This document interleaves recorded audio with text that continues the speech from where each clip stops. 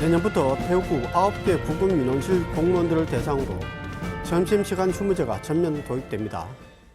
이를 두고 지역사회에서 찬반 논란이 일고 있습니다. 또 12.3 비상계엄 1년을 맞아 계엄에 대한 사죄와 반성을 두고 국민의힘 내부 갈등이 일고 있습니다. 홍석준 전 국민의힘 국회의원, 이창재 iNews24 대구취재본부 국장과 주요 시사 이슈에 대해 이야기를 나눠보겠습니다. 두 분 안녕하십니까? 안녕하십니까? 네. 민원실 점심시간 휴무제 도입 발표하자마자 곳곳에서 지금 반발, 비판의 목소리가 많이 나오고 있습니다. 이창재 국장님. 예. 이만규 대구시 의장 그리고 우재준 국회의원이 아주 공식적으로 공개적으로 지금 비판하고 있는데 어떤 점을 지금 비판하고 있습니까? 그런 분들의 비판의 핵심은 시민 불편 증가입니다. 직장인들이 민원을 가장 많이 보는 시간이 점심 시간대입니다. 이 시간에 문을 닫아버리면은 선택권이 사라지고 대기 시간이 많이 길어집니다. 얼마나 불편합니까? 또 서울 경기처럼 뭐 공무원 교대나 대체 인력이 있는 것도 아니고 이 대구시가 사전에 준비조차 못하고 있는 상황에서 전면 도입을 하면 많은 시민들의 불편이 초래할 수 있겠죠. 특히 민원 시간대에 점심시간대에 시민들이 얼마나 찾는가 이걸 조사 검토해보지도 않았다는 게 우재준 의원 등의 이제 지적입니다. 네, 홍 의원님은 대구시 고위공직자 공무원 출신이신데 혹시 팔이 안으로 굽진 않습니까? 예, 그렇지 않습니다. 지금 행정의 가장 기본은 국민을 생각하는 겁니다. 대구시의 가장 기본은 대구 시민을 생각하는 건데 좀 전에 이창기 부장께서도 말씀하신 것처럼 대구 시민의 입장에서는 점심 시간을 활용해서 특히 직장인들 같은 경우 점심 시간을 활용해서 행정의 어떤 업무를 볼 수밖에 없는 그런 상황인데 이 점심 시간에 대구시나 구군에서 업무를 하지 않는다. 그래 되면 국민들, 시민들은 굉장히 많은 부담과 불편을 느낄 수밖에 없는 것이죠. 그래서 점심시간 휴무제는 철저히 대구 시민의 입장에 생각하는 것이 아니라 행정의 공급자인 공무원을 중심으로 생각하는 어떤 이런 결정인데 저는 이런 결정은 대단히 잘못되었다고 생각을 하고 그러면 어떻게 하느냐. 옛날에도 점심시간에 서로 이제 돌아가면서 최소한의 인력이 남아서 찾아오는 어떤 시민들, 민원인들에 대한 어떤 그런 행정 어떤 업무를 봤습니다. 그렇기 때문에 전반적으로 다 그 점심시간 휴무제를 실시하기보다는 최소한의 인력이 남아서 찾아오는 시민들의 행정 요구, 민원 요구에 대응하는 것이 저는 맞다고 봅니다. 네. 내년 지방선거를 앞두고 여야 정당 모두 룰을 바꾸고 있습니다. 민주당은 1인 1표제, 이른바 정청래 룰을 두고 논란이 일고 있고, 국민의힘은 여론조사의 그 당원 비중을 기존의 50%에서 70% 높이는 것을 두고, 이건 뭐 나경원 룰이라고 해야 되나요? 지금 나경원 의원이 지금 현재 단장이니까 이 역시 지금 큰 갈등을 빚고 있는데요. 홍 의원님, 네.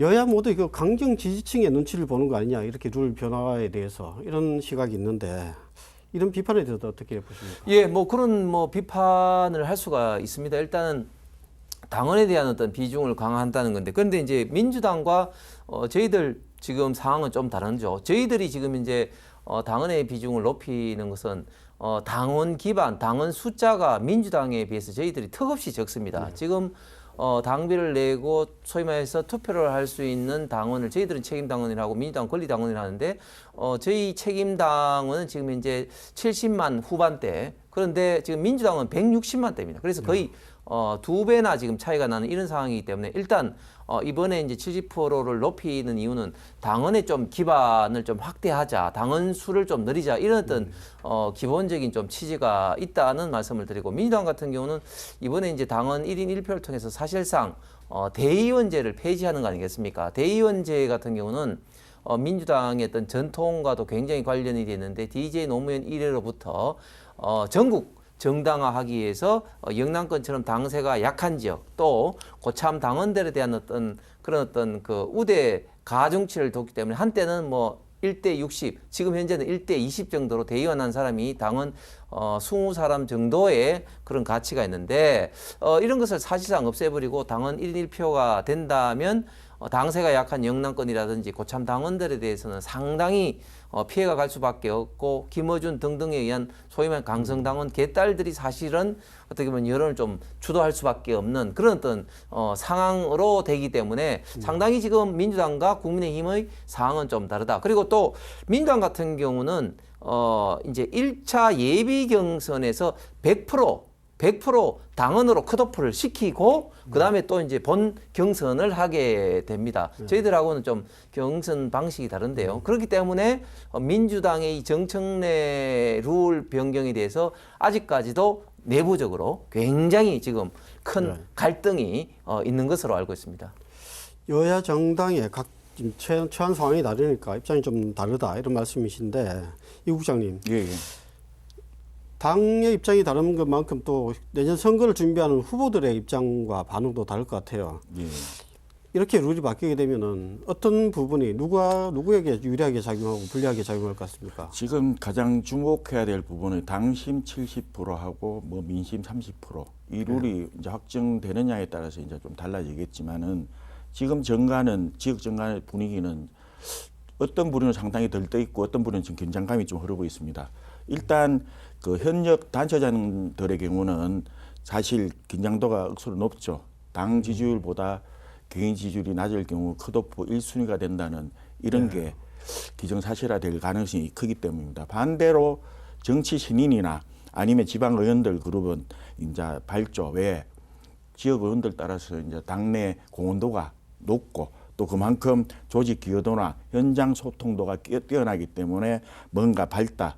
이번 공천은 예전하고 좀 달라질 수 있다는 그런 분위기가 많이 반영이 되어 있습니다. 또 하나 이제 관료 출신들, 공무원 출신들 같은 경우는 당을 일단은 그 공무원이기 때문에 당 공헌도 하고 별 관계가 없고 상대적으로 조금 불만족스럽죠.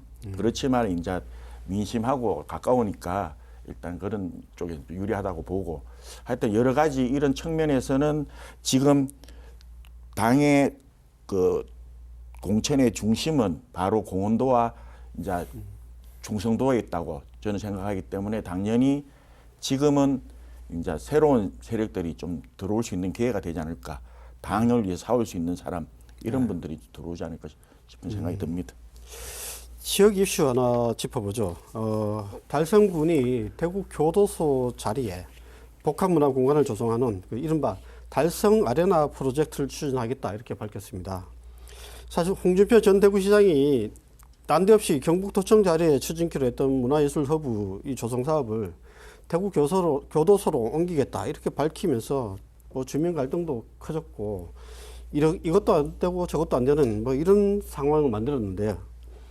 이 국장님, 네. 일단 먼저 달성군이 밝힌 그 달성 아레나 이 계획이 어떤 계획인지 좀 말씀해 주시죠. 아레나 자체가 이제 공연장 아니겠습니까? 큰 공연장 이런 건데 대구 교도소 후적지를 이제 공연장하고 전시관 거기다가 체험 공간, 생활체육시설 거기다가 주변에 시민들이 이제 그 즐길 수 있는 공원을까지 조성하는 이제 복합 문화 아레나로 개발하겠다는 구상입니다.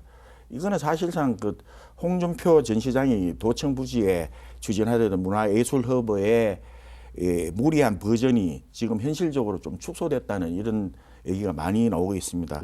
그래서 확정된 부지에서 실현 가능한 이제 규모로 조정해서 주민 갈등을 어떻게 개발 이익하는 방향으로 돌리겠다는 이제 의도가 이제 읽히는 거죠.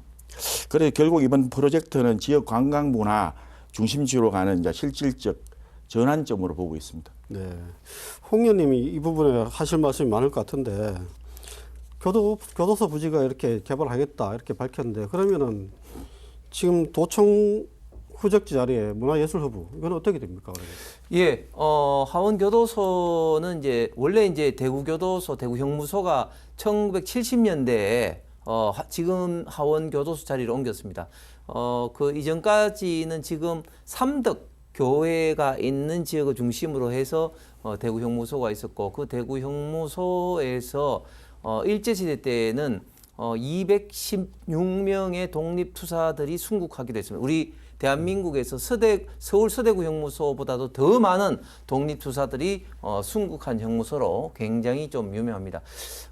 제가 그 2021년 이제 7월달에 당시 윤석열 후보 대구 경북에서 현역에서 최초로 이제 지지선언하면서 이제 대구 경북선대 본부장이 되면서 이제 여러 가지 공약을 만들었고 또 그 이후에 인수위에 가서 국정과제로 했습니다만은 그렇게 하면서 이제 문화 파트에 제가 많은 문화계 지역 문화계 인사들과 이야기를 해서 상격동 그 지금 도청 이제 후적지에 국립 근대미술관과 그리고 뮤지컬 컴플렉스를 하겠다 이렇게 이제 문화부하고 좀 싸워가면서까지 이제 밀어 넣었습니다. 그런데 홍준표 시장이 이제 취임을 하면서 그 부지 위치를 옮겼습니다. 그런데 문화부에서는 강력하게 반발을 하면서 2년 반 동안 결국은 밀고 당기다가 대구시가 문화부의 입장에 결국은 항복하면서 다시 원래 안대로 갔는데 왜 문화부에서 강력하게 반발하느냐면 지금 상격동 부지는 문화부 소유입니다. 그렇기 때문에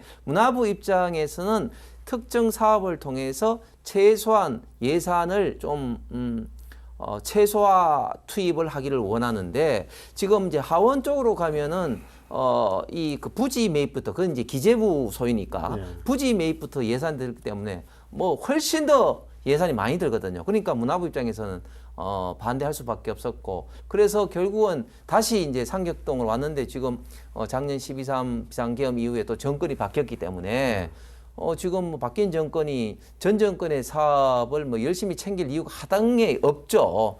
그런데 그나마 다행인 게 제가 이제 확인을 해보니까 지금 국립근대미술관은 사실상 좀 어렵지만 뮤지컬 컴플렉스는 아직까지도 좀 희망에 좀 불씨가 있는 것 같습니다.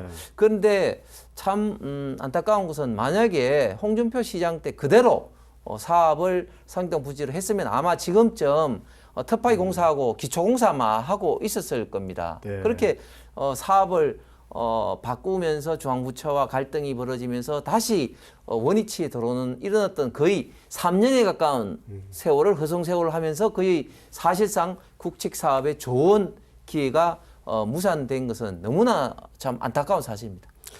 리더십이 참 중요하다. 이걸 다시 한번 느낄 수 있을 것 같습니다. 그런 점에서 또 다른 리더십. 12.3 비상계엄이 일어난 지 1년을 맞았습니다. 사실 지난 3년 윤석열 정부의 3년도 어떤 리더십의 문제를 다시 이야기하지 않을 수 없는데 지금 이와 관련해서 사과와 반성이 있어야 된다 이런 목소리가 야당 국민의힘 내부에서도 일어나고 있지만 지도부는 좀 다른 목소리를 내고 있습니다. 홍 의원님. 네. 지금 대국민 사과, 반성 뭐 여기에 대해서 그리고 윤석열 전 대통령과 단절해야 된다 이런 주장도 적지 않게 나오고 있는데 당 지도부 입장이 다른 이유는 뭘까요? 예. 저는 뭐 당 지도부를 떠나가지고 뭐 제 개인적인 또 말씀을 좀 드리면 사실 저는 사과를 해서는 안 된다는 입장입니다. 왜냐하면 지금까지 계속 사과를 해왔습니다. 윤석열 전 대통령부터 해서 한동훈 전 대표, 그 다음에 이제 권영세 전 비대위원장까지 계속해서 이제 사과를 해왔고, 특히 지난 대선 국면에서는 김문수 후보 같은 경우는 절을 하면서까지 수차례 사과를 해왔습니다. 송원석 원내대표도 마찬가지고요. 그런데 지금 와서 또 어떤 사과를 해야 되냐? 지난 금요일 한일극장 앞에 집회에서 장동혁 후보도 기존에 했던 스탠스와 비슷합니다만은 어쨌든 민주당의 이런 어떤 폭주로 비상계엄이 발생이 됐지만 그 피해를 본 국민들 그리고 많은 어떤 그 손실을 본 분들에게 정말 그 무한한 책임을 느낀다 이런 식으로 유감 표명과 또 사과를 하긴 했습니다. 그래서 사실은 이 정도 선에서 그쳐야지 자꾸 사과를 했을 때 과연 누구에게 좋겠느냐, 좌파나 중도의 일부의 어떤 국민들이 과연 사과를 한다고 해서 이제 국민의힘이 정신 차렸기 때문에 지지해야 되겠다 이렇게 절대 저는 생각하지 않을 거라고 생각합니다. 오히려 이런 문제 때문에 국민의힘 내부만 자중 질환이 일어날 수밖에 없다. 그래서 결국 지금 사과를 강하게 주장하는 사람 저는 두 가지 부류라고 생각하는데, 하나는 자기 정치를 한 사람, 또 한 부류는 지금 장동혁 대표 체제를 지금 흔들려고 하는 사람들을 생각하는데, 저는 절대 민주당이 유리한 어떤 프레임에서 자꾸 우리가 허우적대해서는 안 된다. 사과라는 이런 어떤 프레임에서 허우적대해서는 안 된다. 그러면 어떻게 해야 되느냐? 결국 지금 국민들이 정말 아파하고 불편해하고 많은 어떤 고통을 당하고 있는 유리한 어떤 프레임이 많습니다. 예를 들면 환율 문제라든지 부동산 문제라든지 또 대장동 항소 포기로 인한 천문학적인 수익을 김만배 일당에게 준 이런 어떤 이슈라든지 또 이재명 대통령의 사법 리스크 때문에 사법 법치 질서를 파괴하는 이런 이슈라든지 이런 유리한 어떤 이슈 전장에서 국민의힘이 더 열심히 싸움으로써 국민들의 어떤 지지를 저는 획득하는 것이 저는 중요하다, 필요하다고 생각을 합니다. 현역 보수 정치인의 입장에서 말씀을 들어봤고, 우리 언론 그리고 약간 조금 더 객관적으로 시민들이 바라보는 계엄 1년 어떻게 보고 있나요? 지금 솔직히 지역 민심은 계엄의 사과 논란을 놓고 서로 안에 내부에서 벌써 갈등이 일어나는 자체에 대해서 너무 싫어합니다. 왜 국민의힘은 하나로 단합하지 못하고 이런 계엄 사과 때문에 또 다른 쪽에서 부틀거리고 다른 쪽에서 걸고 이런 자체에 대한 이제 피로감이 너무 큽니다. 그래서 저는 저나 저희들 같은 동료 정치부 기자들 얘기를 들어보면은 국민의힘은 빨리 정리를 하든지 지난 당원 게시판이라든지 여러 가지 문제가 있는데 이런 안에 내부 문제를 빨리 절연을 하든지 아니면은 몽땅 다 묶어가지고 보수를 하나로 만들든지 이런 빠른 결단이 이어나야 되지. 지방선거 지금 6개월 남았지만 2, 3개월 되면 공천 시즌입니다. 이때까지 계속 싸움을 하다 보면은 결국 누가 유리해지겠습니까? 그죠? 그래서 이런 빌미를 주지 말고 국민의힘의 장동혁 대표 지도부 등도 빨리 한동훈계라든지 만나가지고 제대로 된 타협을 하든지 아니면은 아예 절연을 하든지 이 빠른 시간에 해서 수습을 해서 진짜 보수 우파의 힘을 제대로 뭉치도록 하는 게 제일 절실하다고 봅니다. 일부 제 주변에 있는 보수 우파 시민분들의 염원은 딱 하나입니다. 내년 지방선거만큼은 대구가 아니고 대구 부산이 중요한 게 아니고 서울 경기에서 이길 수 있는 모습을 국민의힘이 보여달라 이겁니다. 이거는 진짜 절실합니다. 절박하고 이상입니다. 네, 두 분 말씀 오늘 여기까지 하겠습니다. 네, 감사합니다. 벌써 한 해를 마무리하는 시간이 왔습니다. 여러분은 올해의 순간을 꼽으라면 무엇을 꼽으시겠습니까? 아마도 올해는 4월 4일 헌법재판소에 윤석열 대통령 탄핵 선고 순간을 꼽는 분들이 많지 않을까 생각을 해봅니다. 한 해를 돌아보며 개인적이든 사회적으로 어떤 중요한 순간들이 있었는지 되짚어보는 시간을 가지면 내년에는 좀 더 나아질 수 있는 방향을 찾는데 조금이라도 도움이 되지 않을까요? 그래서 저희도 다음 시간에 올해의 순간들을 꼽으며 한 해를 정리해 보도록 하겠습니다. 다음 시간에 뵙겠습니다. 감사합니다.